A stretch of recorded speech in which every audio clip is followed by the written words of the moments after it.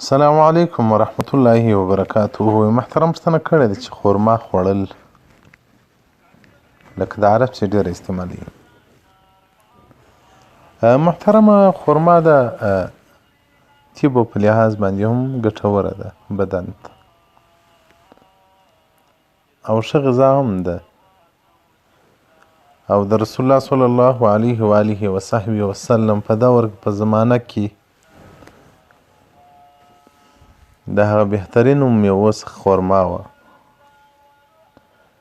نو ځکه عبدالله بن عمر رضی الله تعالی عنه وایي وإن الله يحب من يحب التمر، الله د هغه چا سره محبت کوي چې هغه د خورما سره محبت لري.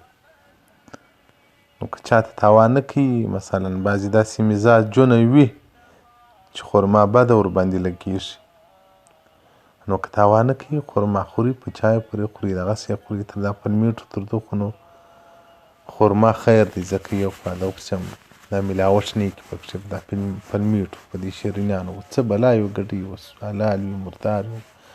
حلال نو ولې نه دي خو د په اسلامي جامعه کې خرڅېږي.